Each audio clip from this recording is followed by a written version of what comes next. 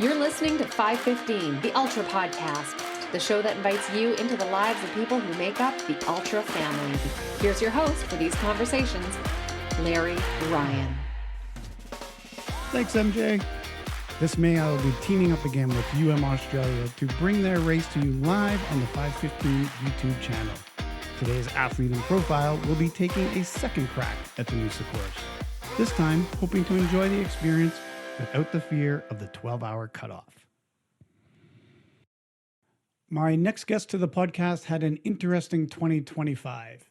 He completed his diploma in emergency health, began work as an online distance coach, rode his bike across the continent of Australia, and got a tattoo. No, it wasn't an M-Dot, because he's never done an iron distance race.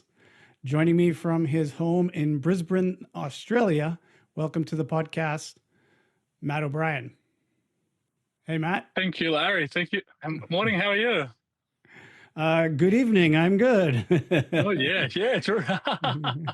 Oh, very good. Yeah, we're doing this from across the planet. I'm up in Vancouver, British Columbia, Canada. You're down in Australia. Yeah, technology is amazing, isn't it? It is. It even allows us to do something like this for an entire race for 36 hours, which you're going to be a part of coming up here this year. This is going to be a fantastic event. Yeah, it was an incredible and really strong FOMO last year watching it all unfold. It was. Yeah, well, that was the point of it. We want to get more people wanting to get over there and do that race. It was effective.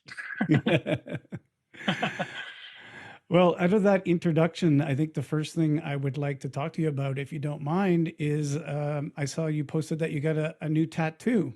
And from the looks of your Instagram, I don't think that it was your first tattoo. So do you feel like sharing what you got? So I wanted something after Ultraman, and granted it took me a bit of a while to get around to it, but I just got the Ultraman logo and then my race number as well, as you keep your race number in Ultraman. So yeah, as a good little reminder to me about, one of the really hard things that I've taken on. So yeah. Oh, that's awesome.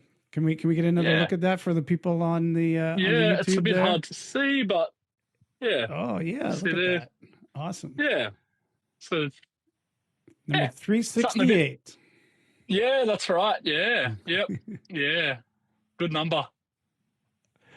I did have to check all of my photos and everything about 30 times before I got that tattoo done, but because I've usually got a pretty good attention to detail, but I could just see myself, going back next year and then realizing I've got the wrong number or something. Yes, that was the big risk. That would be a little awkward for sure. Yeah. No, it looks good. Thank you. What other tattoos do you have? Oh, I've got a few.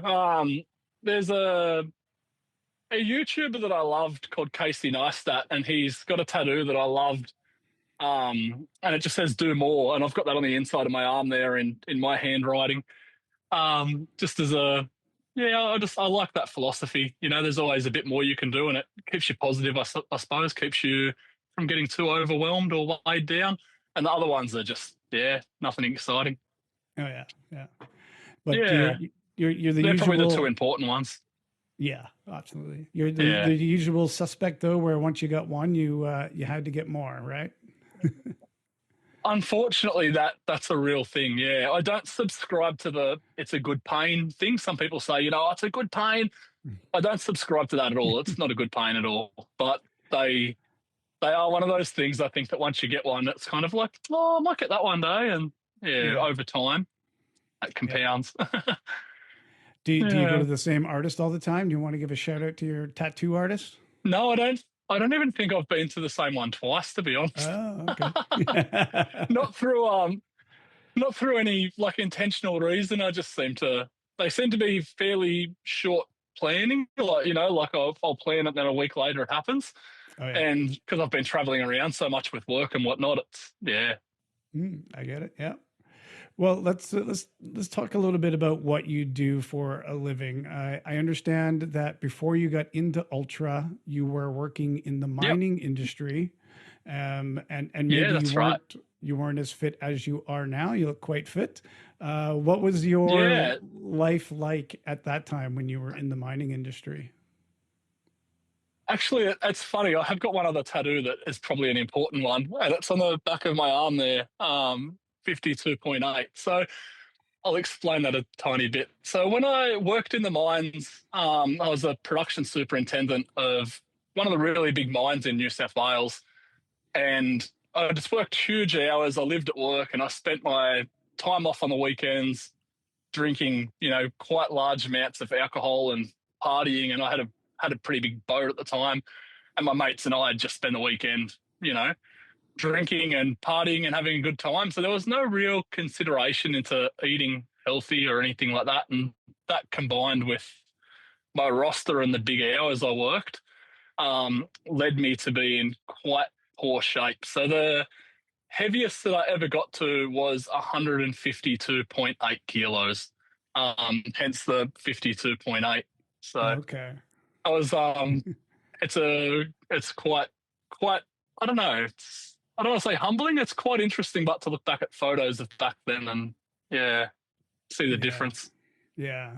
And for our American friends that are listening or watching, that would be upwards of 330 pounds, like 335.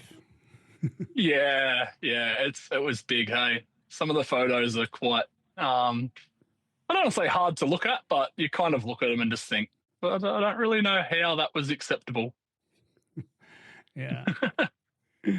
Well, yeah, you mentioned a boat, and I understand that you had a life-threatening experience that kind of put you into a totally, completely different road with your life. Can you tell us about that? Yeah, that's actually how that turning point changed so much in my life. So we used to do a lot of fishing for game fish, so way out to sea, like over the continental shelf off New South Wales. So we'd leave home in the dark and spend an hour or two traveling out into the ocean and then fish all day and then come home in the dark. We had a bit of an incident one day. We were about 80 kilometres out to sea, so say 35, 40 nautical miles out to sea, and we flipped the boat onto its roof Oh with my. two of us on board. Yeah, so all happened very quickly. Couple of things went wrong, and yeah, next thing you know, boat's upside down. So thankfully, in that process, we'd set the EPIRB off. So we kind of scurried onto the boat and yeah, waited there looking at this piece of plastic with a light flashing, hoping that it's working, because that's what you don't think with EPIRBs. Like you assume they work, but when you need one, it's just a plastic box with a light flashing, and you're just hoping that it's doing its job. But So, so for those of us that aren't boaters, what's an EPIRB? so it's just a satellite GPS device. So it's always inactive. It has like a tab. When you open the tab and push the button, it sends your GPS coordinates and position to AMSA, which is the Australian Marine Safety Bureau. Okay. And they can tell there's an EPIRB going off in that location, and they'll send resources that are appropriate to wherever it is. Okay. So we floated around the water for a while, and then the Westpac helicopter actually came overhead, and they winched down and they winched us both into the helicopter. The boat sank that night and was never seen again. So Oh, how yeah, but how that long were was you sitting on the boat tipped over while you're waiting for the for rescue? for us in the water. To be honest, it feels like 10 minutes. Apparently, it was pretty close to an hour by the time. It was quicker than normal because they were on a job and they got rediverted. Okay. But yeah, from what I could get from talking to the crewman and that, it was about an hour in the water, maybe just a bit less. But it felt like 5 or 10 minutes. It flew. Oh, Yeah. wow, I would think it would go the other way. Yeah, you'd think so. Yeah, you'd think so. But no, not the case. It went really quickly. It did. Mm, Yeah. yeah. And that was, I guess, the big turning point.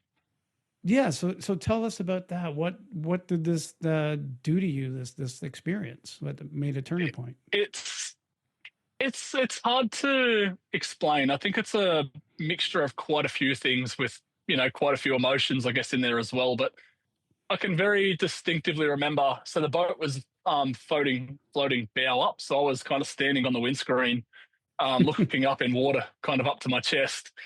And I can remember like looking up and the helicopter comes down above us and, the crewman's winching down or the paramedics winching down. And I can remember looking back towards the coast and there was like this amazing sunset. And as traumatic and as terrible as the circumstances were, there's also that small part of you that kind of has to take that in and go like, this is actually quite incredible, like thankfully most people would go their lives without experiencing something like that. But it was hard to kind of not take in this incredible sunset and then this massive helicopter above you. And then, a couple of months later, I decided to take some time off work. So we actually built another boat and fished another season. And then I took a bit of time off work and did a lap around Australia. And I got maybe a month, 2 months into my trip and I just thought, I want to go and try and do that for a job. And that was, wow. Yeah. So at the time I was still probably 150 kilos, zero exercise, just, in my dual cab Land Cruiser traveling around. And then, Wow. it just kind of clicked one day. And I just thought, no, I need to give this a shot. And So when you decided that you wanted to give that a shot, what did that entail for you? What did you have to do? Did you keep working in mining and do some transitional education? Yes. Or what was going on? So I started on LinkedIn actually, because it's quite hard to find information about how to get into that industry because a lot of the people in that industry have either been in it for ages or have kind of came straight across from defence. So for a civilian looking to get into the industry, there's not heaps of information online. So I just went on LinkedIn and then kind of just cold messaged maybe only 4 or 5 people and were just like, I didn't tell them about the boat thing. I just said, hey, this is my name. I do this for a job now. This is, the industry I work in, but I'm really interested in this role. I just wanted to see if you guys could give me, 5 minutes for a chat. And they all replied and were phenomenal. I actually work for one of them now. I do. Oh, that's awesome. But they laid out a very clear pathway for me. They were kind of like, these are the things that you'll need to do. This is the training you'll need. This is the fitness test, criteria. These things are pretty much non-negotiable. So it would have been probably the best part of 18 months between making that decision, if not a bit more, between making that decision and then, kind of getting, an interview and a role out of that. And did you continue working during that time, or were you focusing on getting? I did, ready to, yeah.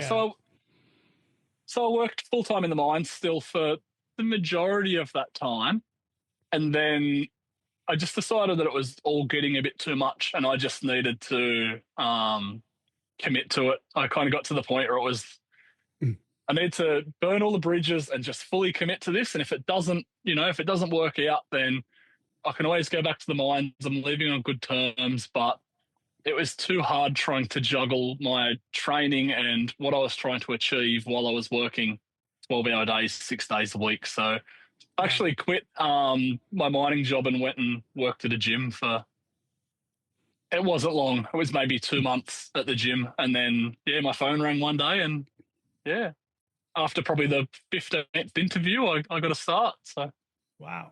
Yeah.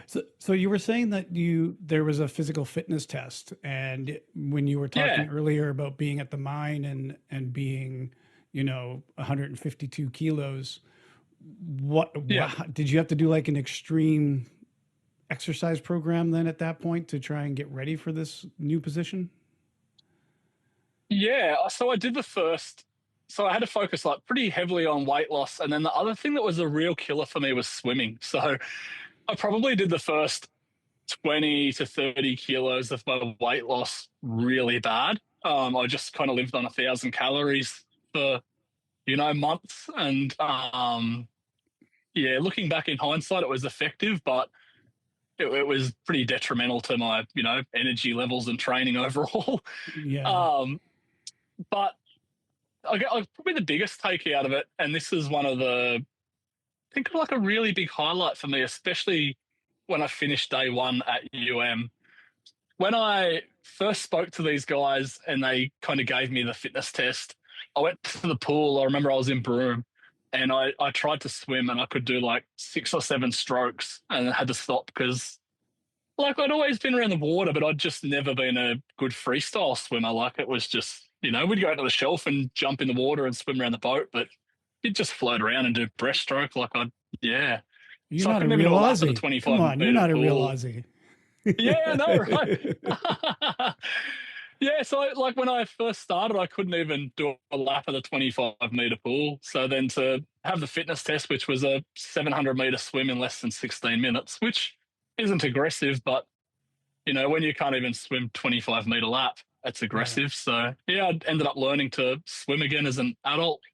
Went and did swim classes a couple of days a week with watching the 7-year-old kids smash me.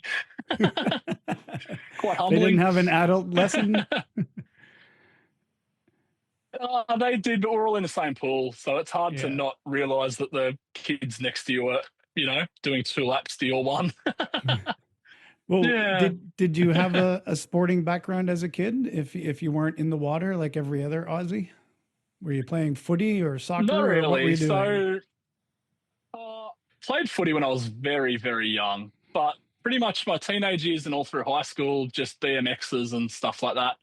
And then when I first got into the mines, I did a lot of powerlifting and weightlifting and bodybuilding and that kind of stuff. So never anything endurance. So I'd always kind of, especially after doing a lot of powerlifting and stuff, I'd always kind of told myself and justified to myself, like, you'll never be a runner. Like, I'm not built to be a runner. And I won't lie, I still think there's a bit of truth in that. But, I've done some pretty good runs now. So I don't think it's fair to say that really anymore. And when you were working now in this job, I understand that you also you've got your 2 weeks on and your 2 weeks off. And Yeah. I guess, how does it work for you? You're stationed at some base somewhere and then you get calls out, or you're doing like practices, or how do you get your training in when you're got your 2 weeks on, or do you get any training in?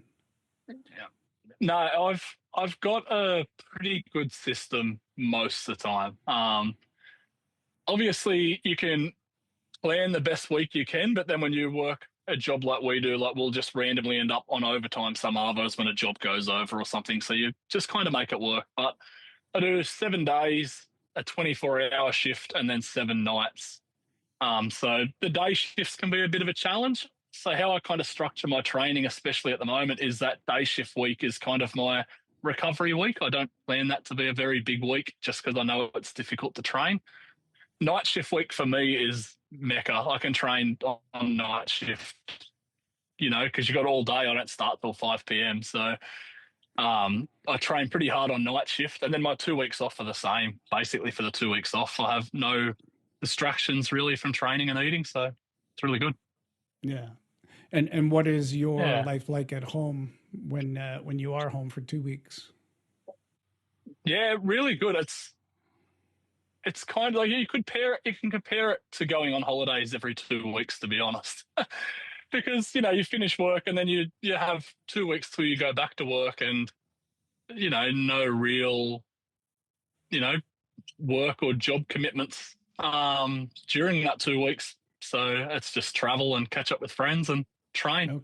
So no family, no kids that you have to chase around or take places. It's no, none.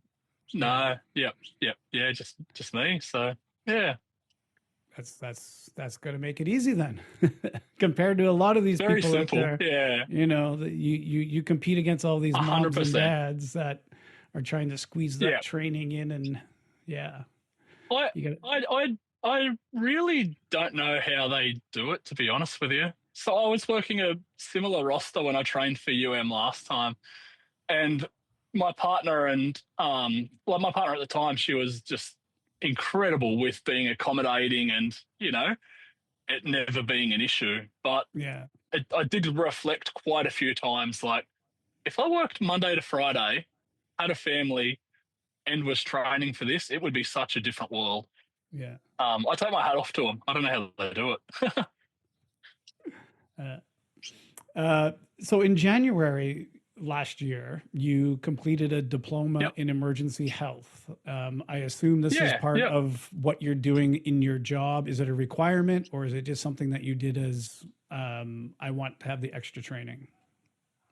Yeah, that's right. So it's not a requirement. We always fly with a paramedic and then usually a doctor as well.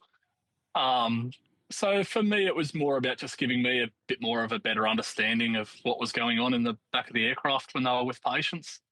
Oh yeah. So when we do winch jobs, it's very regularly just myself and the paramedic, and then you do get pretty hands on sometimes with those patients. So just it doesn't give me any different scope or anything. It just gives me a better understanding, be a bit more helpful with them, and have a bit better situational awareness of what's actually going on while they're doing the treatment. Right. Yeah. And what's the Yeah. intensity of a program like that? How long does it take? And are you able to fit it in with your work, or are you now trying to study while you're at Yeah. work? Yeah. I can get a bit of study done during work hours, which is really good. Our maximum hours we can work are capped by CASA, which is the Civil Aviation Authority.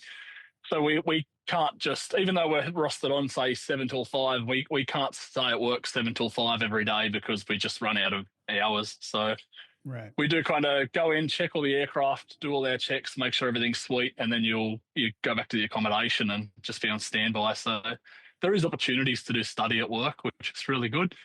It was a 2-year diploma, and I did it in about a year and a half, and that's just due to really good opportunities like that. And to be fair, my 2 weeks off, it's really easy on my 2 weeks off to get training, training Yeah. in. Right. Just jump on the laptop for a few hours somewhere and yeah. Oh, that's great. And does this now open up Yeah. other job opportunities for you in the future, should you want to? Is that part of it? It will help contribute to that. Yeah. Yeah. Yeah. I wouldn't say it directly would open up any opportunities, but I guess every bit of training you do and every bit of experience you get over time, builds that resume and builds your experience and makes you more employable. Yeah. Would would you Yeah. be considered a paramedic at this point? Would you be able to go into a ground ambulance and be a No, paramedic? no, No. So it's still a level below that. no, much different roles. Okay. Yeah, absolutely. Yeah, much different roles still. Yeah. Okay. Yeah. We will be right back to my conversation with Matt. But first, I want to share a preview of what is coming up in the next episode of the podcast. I will be speaking with the former athlete turned Dream Team member, Peter Hudson. Many athletes race to fundraise for a cause. Here's a short clip from our conversation where Peter is speaking to how racing for a cause made it even more rewarding, and his was attached to his mum. Don't even care that much about the racing. Like, I just love getting fitter and kind of exercising. But what I found was, like, it was just easy to get out, and I felt I'm more committed to doing things when I was doing it for someone else. So the second I started fundraising, everything just became a little bit easier. Like, someone donate $20 and I go, I'm doing this for Cancer Council, for Bowel Cancer Australia. Like, I'm not doing it for myself. I'm doing it for something bigger.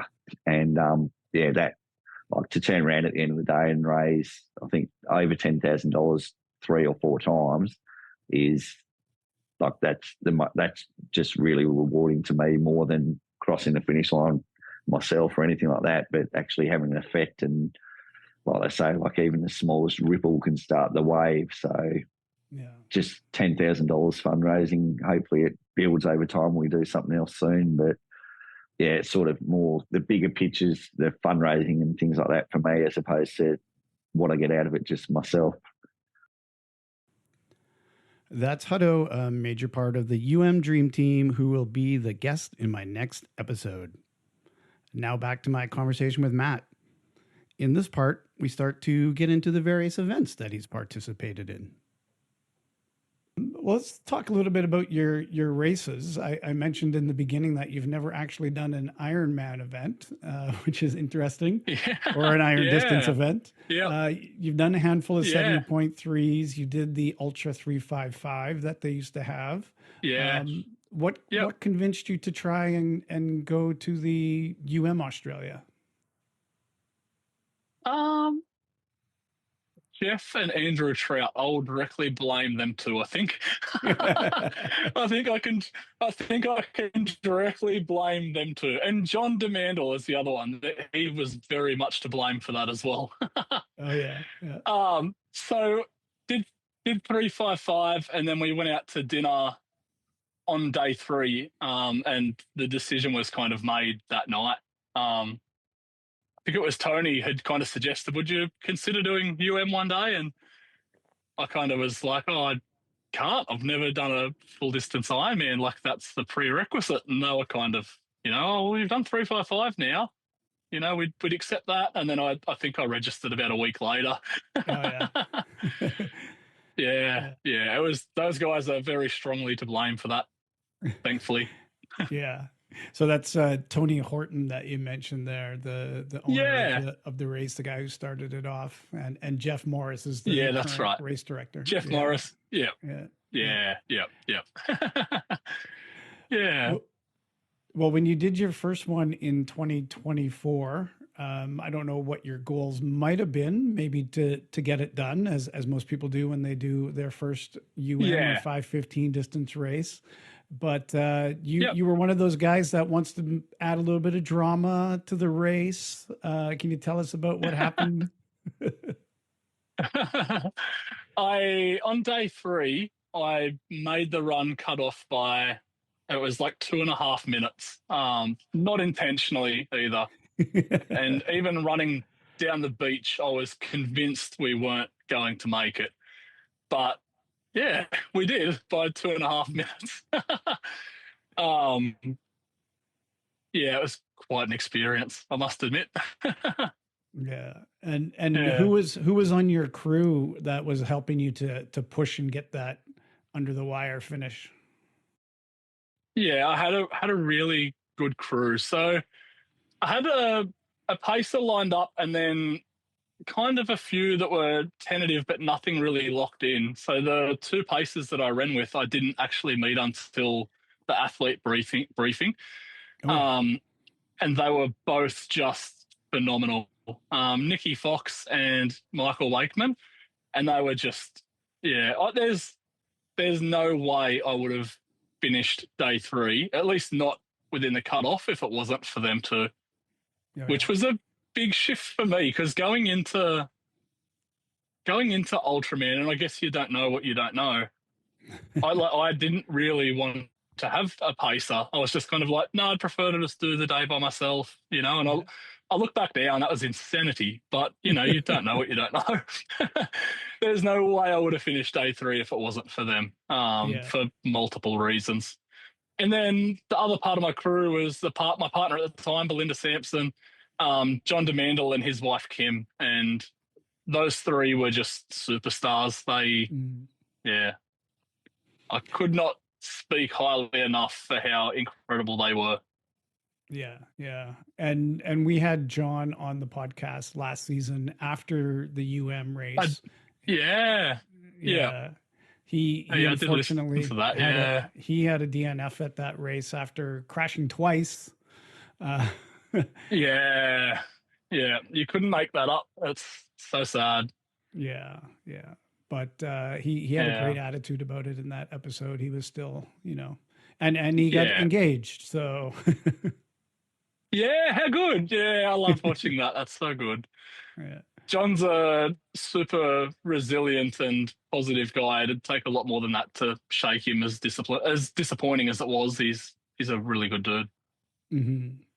And obviously all of these experiences that you had and the FOMO from watching it last year online has got you signed up to go back again. And that's why we got you here today to talk about what's coming up for you. What is it about that whole experience? Is there something other than what you've already said, that's like forcing you to, I got to go do that again? Or is it, I got to beat that time? Or what is it for you that's taking you back again this year? I definitely have some unfinished business with day three. That's for sure. But that's not the reason for going back. I think the reason for going back is the atmosphere. And then you combine that with the other athletes and their teams. It's just, yeah, by far the best event that, Yeah. that I've been involved in. It's not as flashy as, Ironman. You see Ironman with the red carpet and the loud music, and it's a pretty awesome atmosphere, but you can't compare that, I don't think, to the vibe you get from Ultraman and the people there. It's, yeah. Yeah. Plus, the distances are cool. Like, it's fun to tell people I'm training for, training for a 84-kilometer run and a 10K ocean swim. Yeah. Was that the first time you got to 10K on a swim? Was when you did the Ultraman? I did one in the pool. So I was working in East Timor at the time, and I did a pool swim that was 10K in an 18-meter pool. So it was like 500 and something laps. How did you count? But I just strictly watch. Yeah, okay. I was out, I can count to Yeah. about 5 and that's it. Yeah. But I'd done a couple of reasonably long open water swims and a couple of reasonably long pool swims as well. So, yeah, I kind of went into it fairly positive and got out of the water. I don't remember my time. It was slower than I'd wanted. It was By a fair 424. 424 was your Yeah. time. Perfect. Thank you. So slower than I wanted by a fair bit. But at the same time, it was kind of, I got out of the water. I wasn't cooked. I felt really positive. I'd taken on nutrition throughout the whole swim. And 2 years before, I couldn't even swim 25 meters. So There you go. I didn't bash myself up over that. I was kind of like, it's not the result I wanted, but you've still got to appreciate where you've came from. And yeah. Yeah, absolutely. So with the times that you had in your previous race in 2024 and the knowledge that you've gained from meeting all these people and now getting some extra training in and knowing what you didn't know before, what are your goals for this year? Yeah. What are you looking to do? I don't. I'd like to go sub 4 for the swim. I know that. I'd definitely like to do that. Swimming is a little bit difficult for me with work. So because of where I work, when we're on day shift, there's just zero pool access. There isn't a pool on the island.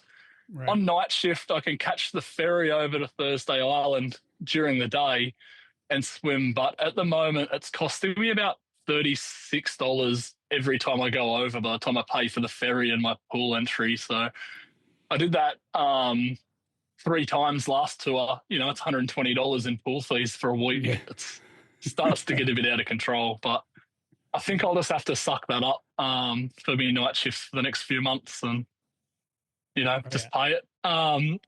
The ride, I haven't put a great deal of thought into. I'm pretty confident that the bike for both days will be, well under cutoff and should feel good. So I'm happy with that. The run, I don't think I want to share my target time, but it will be nowhere near the 2.5 minutes. Oh, yeah, definitely. Yeah. I didn't feel like it was going to be that close, and I feel like I had put the Ks in. I was a little bit behind the ball when I started, due to a couple of reasons, but we were 18 or 19 weeks out, and my run volume was only 20, 25K a week at the time. Which, so there was a bit of confusion with myself, my coach, when the dates were, and a few things like that. And then we kind of started a bit behind the ball. So I think that in an effort to ramp up, my kilometers over the week, it just left me a bit too cooked to do much speed work. And yeah, I put some pretty big weeks back to back. I did a 50K run and, plenty of long runs and some 60, 70, 80K weeks leading up to it. But I think the fatigue was just a bit too high to, I was just kind of digging myself into a big hole. Yeah. The goal ultimately, was to finish. It was. So I'm not going to take anything away from that. As someone that spent their whole life saying I'm not a runner, and from And where not a I'd come 2 swimmer. years earlier to, yeah, exactly, yeah, to finish a double marathon under the cutoff, I was happy to take that tick, and yeah, Yeah. but Yeah. next time should be better. And who are you bringing for your crew? Have you got that worked out? Yeah, I've got 3 people that are brilliant as well. So 2 triathletes, one from the Cupcake Cartel, Janita Ray, she's incredible and heaps of experience. Another guy from Maitland, where I used to live, Troy Ridgely, so really good triathlete and just overall just super dude. And a lady that I used to work with as well. So not a triathlete, Michelle Barrett, and she's just a superstar of a human, just one of those infectious, happy, bubbly, positive people. So she'll just be great to have a She part of won't the get team. along with the people at Australia at all. Exactly. Yeah, exactly. I'm in for a big few days with them 3. I think they'll keep me honest. So yeah, it'll be Well, really good. that's great. Yeah. And I assume that you put this cross Australia bike trip into your plans as part of your training for this. You cycled Yeah. unsupported across Australia, did a little bike packing trip. Was this the Indie Yeah. Pack, or did you just do this on your own? No, I just did it on my own. It was kind of so when I was training for Ultraman last time, I met a cyclist that I was working with that had done Indie Pack a couple of times, and then had done the Trans Am in America. And then I guess that kind of planted the seed with me. I kind of went away from that conversation and I was like, that's pretty cool, hey, like riding across Australia unsupported. And he'd told me stories about, sleeping on the side of the road in his sleeping bag and stuff like that. And I was just like, oh, I really like that. That's, and then that kind of, yeah, I guess manifested over time. And then earlier this year, I was like, I'm just going to bite the bullet. I'm just going to do it, put in the leave, and work approved it. And yeah, I started training, and a couple of months later, I was on the bike. That's great. Yeah, it was great. It was that wasn't cool. Nick Mallet, was it? No, I can't. Okay. It was Carl Gillies. His name is, yeah, pilot from work. Okay, yeah. Yeah. And how long did it take you, and what was the distance that you covered? Yeah, so 4,200 and something Ks. I don't remember the exact number. 42 something. It was just over 20. I think it was 21 days. So it averaged about 210 a day. That did when you averaged out overall. Yeah. I did the last 496 in one go. So I knew during the ride that I wanted to have one day where I really punched it and tried to see the Ks that I could get. And then, yeah, 500 Ks on Google, but it only ended up being 496 on me Garmin by the time I got there. But I did that in 28 hours. I slept once for an hour on the side of the road, just in my cycling clothes, didn't even take my shoes off, just kind of put the bike down.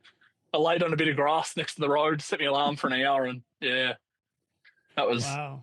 Yeah, I was demolished by the time I got to Sydney. Yeah, so you finish in Sydney at the Opera House. You start in Perth or Fremantle. I started at Freo. Yep. Yeah, I did a year of teacher exchange in Perth with Kate Bevilacqua. So I actually familiar with Freo. Loved going over there on the weekends. Yeah. It's a beautiful spot. Unfortunately, I haven't spent a heap of time there. So I got off the plane because I'd finished night shift at work, flew the following morning, got to Perth at about 9 o'clock, and then I just got an Uber with my bike box to Freo Beach, put my bike together, smashed the box up, put it in a bin, and then that was it. So, well, at least you got your bike there with you. Sometimes when you're traveling, the bike doesn't always make it. And I understand you have a few adventure stories to go along with this journey of yours of 21 days, and one of them does involve your bike. Is that right? Yeah, it was a roller coaster. It was. I actually have footage of this morning that I still haven't been able to watch, but I had a lot of issues with my back wheel, so I snapped a couple of spokes just out of Kalgoorlie, managed to get them fixed. Thanks to a guy that helped me out. I put a post on Facebook Marketplace, and because it was a public holiday, and thankfully he could help me fix the bike, and I got running and again. Kalgoorlie's not far into this ride, right? You're going across Australia. Like 400 Ks. Yeah, it's like 400 or 500 Ks, and I've got this massive mechanical on a basically brand new bike. I'm usually pretty positive. I was not very happy, but the worst thing that could have happened, and that was we fixed the bike, and then I got to the very start of the Nullarbor, which is Norseman, and I snapped another spoke, and I knew it was like 1,700 Ks to the next bike shop. And I'm not sure if you've seen the photo, but by the time I made Ceduna, I had 6 or 7 broken spokes. You could put your hand, like your fist, through the tire in one spot. It was, I don't know how the bike was still going. The back wheel was like this. But so I got to Ceduna, and I had a rim waiting for me. I got a rim from Adelaide and got it posted to Ceduna. Got there pretty late in the afternoon, and I set my tent up, paid for a caravan for the night, caravan park, which I don't usually do, but set the tent up, chained my bike to a fence, went to sleep, and then I woke up at maybe 5 o'clock in the morning, unzipped my tent, stuck my head out, and my bike was gone. Oh my goodness. It had been stolen overnight. So I went through maybe 20 minutes or so of deep contemplation about my life and my life choices. Because like even if by some miracle I could, like, you couldn't buy a bike in Ceduna unless maybe there was one on Marketplace, but like even if I could buy a bike, by the time I got it there I wasn't going to make my flight back to Sydney. Like the ride was over. Like there was no there was no option. Yeah. How big of a place was this that you were in where the bike was stolen? Yeah. Oh, it's a small town. So it's a big, small town, but it's not big or small by Australian standards. That's confusing, isn't it? It's a reasonably sized town. It is. It's reasonably big, but it's not a city, but it's still a reasonable size. Big enough for somebody to go hide a bike and nobody would necessarily be able to say, completely. Oh, it's the kids from down the street. I know who took your bike. Yeah, exactly. Yeah. Without saying too much, when I spoke to the police, I have a feeling that the police had a pretty good vibe who it was. They didn't let any details on, but I feel like they had a pretty good vibe. Yeah. But I guess the key to all this is it clicked with me just out of nowhere. I thought, I've let my car keys in my frame bag, and my car keys have got an AirTag on them. So I pulled out my iPhone, opened the Find My app, and I could actually see the bike's location, maybe 5K away on the other side of town. So, I walked to the police station, and there was a few hours of back and forth, and a couple of other things happened. And then, the police were out looking, and then I was out on foot looking as well. And then it turns out they pulled over, and, you the guy looking for the bike? Yeah. Yep. Oh, we found it. That was, The videos I was talking about that were quite emotional was that process of, them telling me they'd found the bike, and then I wasn't going to really let myself believe it until I seen the bike, because it could be someone else's stolen bike, or it could be the person's bike that owned it. Like but I've actually got it on footage as the police kind of wheel the bike out from behind the car, and it's like, oh my God, like it's not over. So I lost maybe $1,000 worth of stuff that was on the bike, which is unfortunate. But probably the worst thing that they stole was my crank tank, like the 3-litre water tank that was in my frame, because I still had a couple of days where it was like 200 kilometers between servos. So that really impacted me carrying water for them days. Right. Because I didn't have many bottle cages because I had the 3-litre crank tank. So I ended up getting some bottle cages, and then the biggest bottles I could get was 700 mils. So I went to kind of 1.4 litres instead of 3, and then had to just kind of jerry rig and bungee a few water bottles to the bike. But got to the post office, got the wheel changed, and then I hit the road. I still did about 170K that day. I rode till about 11 o'clock that night, and Still put in a big day. Yeah. When I was looking at your bike, I noticed there wasn't much on it.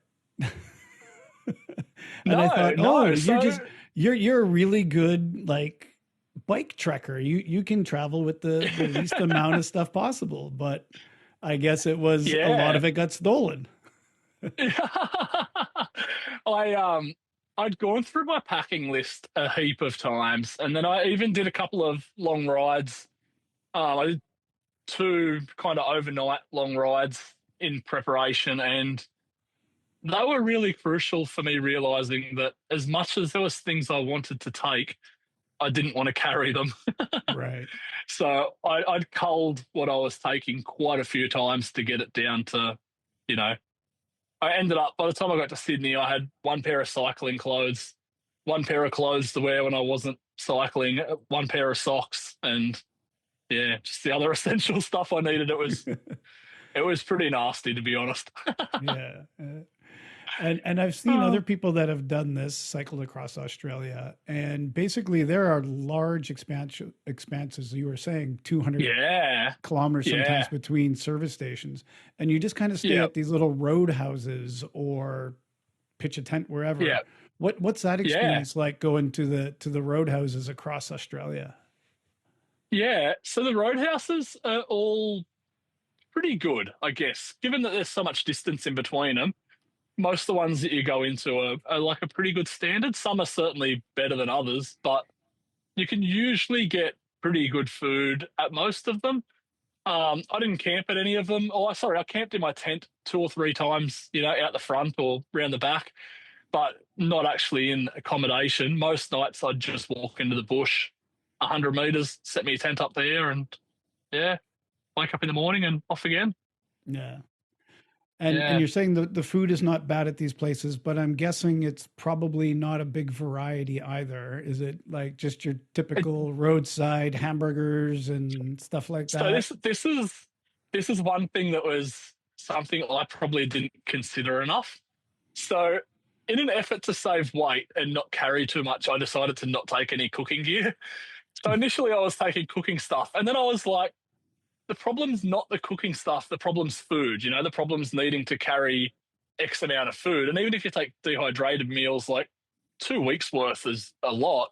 And then, where do you resupply? And you can't carry cold things. So I ended up just saying, like, I'm not going to take any cooking stuff. I'm just going to live at the roadhouses.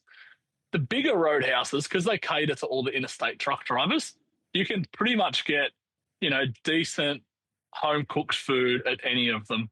Pretty good variety. And to be fair, most of the meals are really nice. Yeah.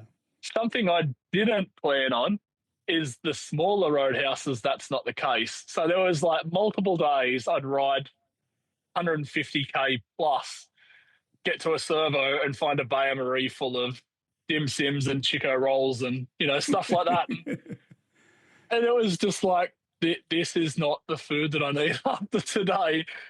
And then I think I kind of assumed that the food, like the snacks I'd be able to get at a service station, most places, I'd be able to get on the Nullarbor. But then some of them smaller roadhouses, like you'd go to them and I couldn't get, like there was just no healthy solutions. There was no healthy snacks. Your options were chips, chocolate bars, lollies. It was, yeah. I hadn't considered that. And then you kind of end up in that predicament where you're walking around the shop like, well, I've got another 100k to the next servo. Kind of need to take something with me. What's the best choice here? And sometimes there wasn't any. Couple of chocolate bars and a bottle of Coke and off you go. I'll be honest, I think I'm probably the only person that has ridden a push bike across the country in 20 days and put on weight. Like, I was heavier in Sydney. I got to Sydney, I was like, oh, geez. Yeah, that is amazing. Oh, yeah, you've got to laugh, eh? I kind of, everyone was joking, like, oh, by the time you come back, you'll be so thin. And yeah, it went the other way for me. But, you live and learn, don't you? You just, Oh, yeah, of course.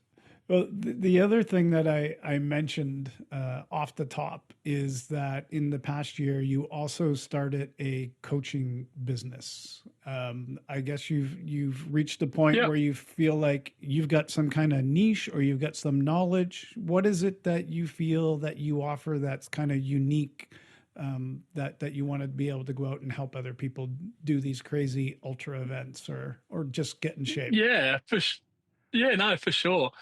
I think that I've been really lucky. So I've had a couple of coaches now that have been, I guess they've all brought different things to the table in their own, in their own unique ways, as everyone does. But I've had a few that have been really, really, really good. But if I look back to my first coach that I had, probably the big highlight that I'd take out of that is I remember like when I did my first ever triathlon, I thought I was going to die. Like I was so nervous leading up to it, and I was just freaking out. And it was only a club race. I think it was only a super sprint club race, so like super short. But Yeah. being my first one, I freaked, and I just remember the guidance I got through that, and being mentored through that, and then the feeling when I finished my first one, and then I did my first 70.3. You know, maybe 5 months, 6 months later, 6 months at the most, maybe less, through the same coach. And same with that. I remember that feeling when I, crossed the finish line at the first 70.3. And I think that it's hard to replicate that feeling because I've done a couple of 70.3s since. And my last one, my training block was not really ideal due to some issues with work, and it was just a bit chaotic. And you can kind of approach it like once you've done a few, I think you can kind of approach it like, oh, I know I'll finish. It might be a rough day, but I know that I'm going to finish. Right. Where when you haven't done one before, you don't really go into it with that attitude. Right. And I think that's something that, I remember how supportive that was and how much I enjoyed that process. And that was something that I wanted to share with others. So I guess I'm primarily targeting people that are, new to the sport or looking to do, something crazy like my Perth Sydney ride, because I'm quite good with logistics and planning with stuff like that. As reckless as it appears, there's quite a lot that goes on in the background. Yeah.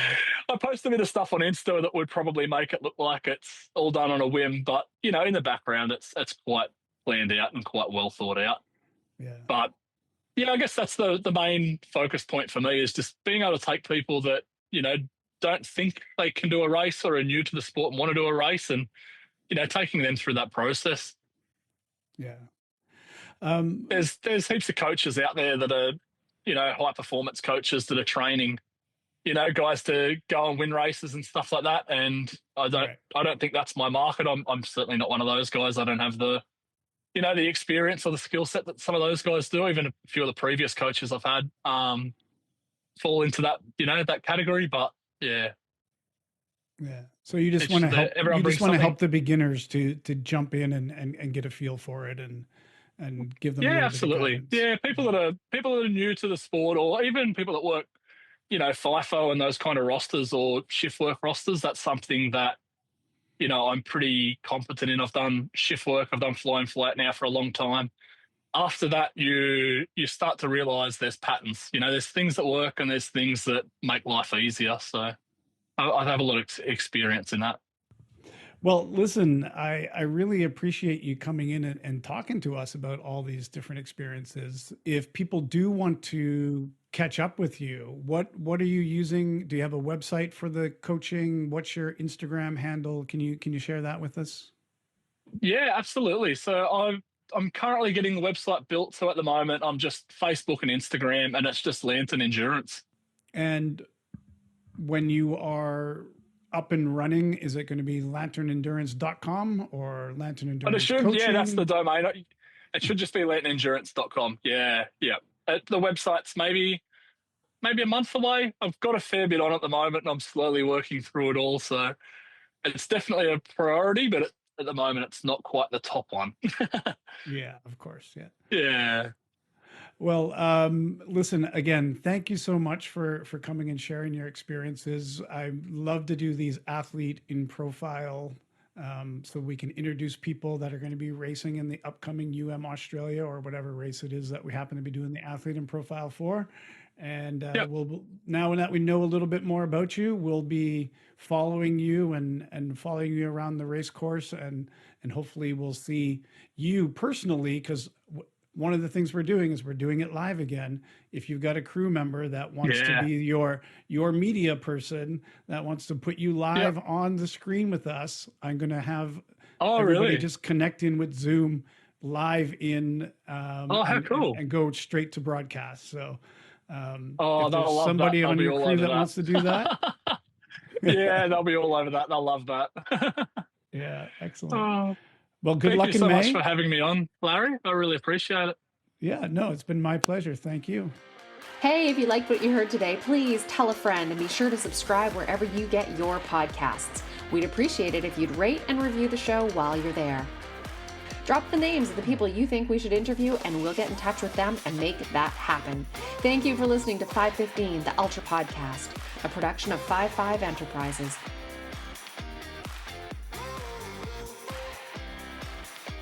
Now really, go subscribe now before you forget.